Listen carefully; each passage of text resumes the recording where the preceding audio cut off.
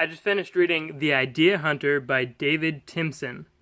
And I kind of wasn't going to read this book because I was afraid it would be about like how to find a good idea to start a business.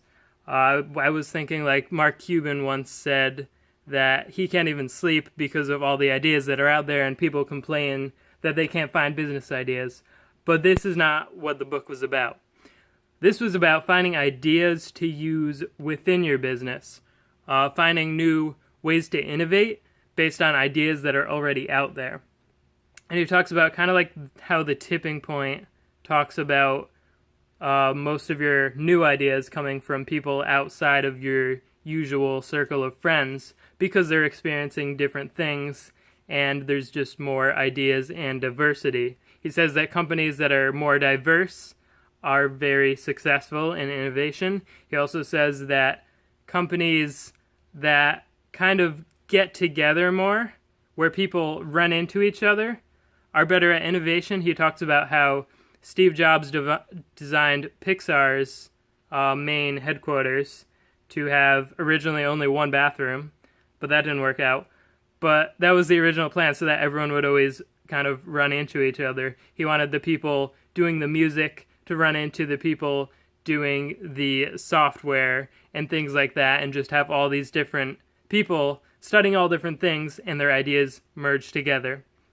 And he ended up going with a cafeteria sort of atrium as the main part of the building where almost everyone would meet every day, and there would be all glass windows overlooking it so the people up in their offices could see down into the cafeteria area. He found that that was like where the best, most innovative ideas were all kind of found by the people who wouldn't have seen them otherwise.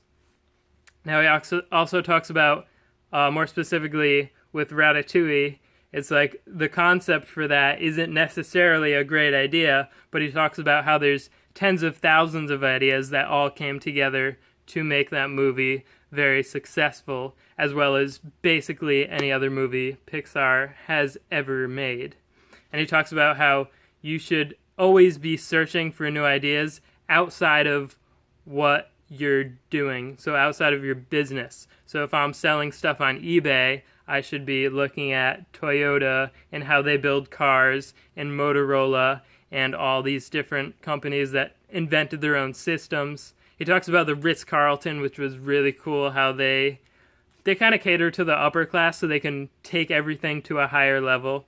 Like they find out that someone has allergies on one trip and they stay with them, and then another Ritz-Carlton will put tissues in their room ahead of time, or they'll find out they like to work out so they'll give them extra towels.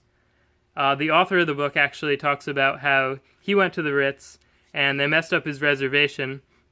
So they overheard him talking about how he wanted to go to a good Chinese restaurant. He was in Hong Kong, I believe. And they told the restaurant that he was coming. They told him to go there. He's like, oh, just give your name when you get there, and they'll make sure they have a table for you. So it ended up that they actually contacted the restaurant before they got there. So they had their table already reserved, and they also paid for their whole meal because of their little thing that they messed up. And that's how they retain their customers who, of course, spend thousands of dollars to stay there because they're the best in the world. But on a more personal level, he says that you should read newspapers and just look at all the different articles every day and always be hunting for ideas. You want to look for the little things that people are doing in one area and then combine it with whatever you do. So like he talks about someone who invented a new type of guitar string because he had the coating. He had these like coatings and these wires, and he figured out guitar players needed a certain kind. And another example was, I think Reebok was the first company to put like the little air pockets in shoes. So they didn't invent the little air pocket. They actually used it from something else, like an automotive part or something, and they just put it inside of the shoe. And I think they spent like $250,000 researching that and testing it. And the next year they sold over $1 billion worth of those shoes. So that was like just pulling two things together. it was a lot of the same things from The Tipping Point, actually. They talked about how there was the guy who invented the refrigerator, flash freezing, basically, because he went to Alaska or something, and the fish would freeze instantly, and they would stay fresher longer. So they talk about how like he just pulled that idea that already existed and used that to innovate.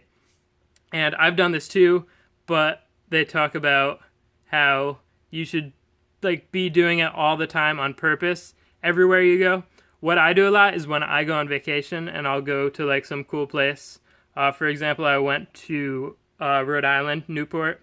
I was walking down the sidewalk and I saw this one bar had this bowl out for dogs, which pretty much every place does that. Any tourist place in the summer will do that. But this place had this nice bowl on a little step, and then they had a lemon slice on the end, and then they had like one dog treat on a plate, and I guess every time a dog comes over, they'll refill it for the next dog, and it was just like completely ridiculous, like taking that little idea to the next level by adding another idea because they're a bar. They know to put the lemon on the glass to make it look much better, so they took that to the little idea of the dog bowl, and then I ended up taking that whole idea to my store, and I had, I think I was like one of two places on Main Street where I was that had dog bowls out, but one had just like a normal bowl, and then I have like the fanciest bowl that I could find with a lemon wedge and treats on a fancy plate. So that's just like one cool example of something I've done, but I definitely look at little things a lot. They talk about how Sam Walton was like completely obsessed with this, and he would spend more time in other people's stores than his own. He would go to like Kmart and crawl on the floors and like see if there's stuff under their shelves and like see how much inventory they have. He would talk to all the people that work there and ask when they reorder things and all these really specific questions, and just spent like hours and hours every week just going to other people's stores and looking around, which gets very boring. I've done it, but you do notice little things, and definitely if you're like actually going to all different locations and talking to the employees at every one, asking about their concerns, I think that's definitely something really cool that you can do. If you're not like a store owner or anything like that, just stick to learning from all different sources, all different industries, and trying to, he says, I forget who came up with this quote, but he says it's like rubbing two ideas together, and you're trying to start a fire, basically, like two sticks together. You're trying to pull two ideas together out of the thousands and thousands that you're gathering.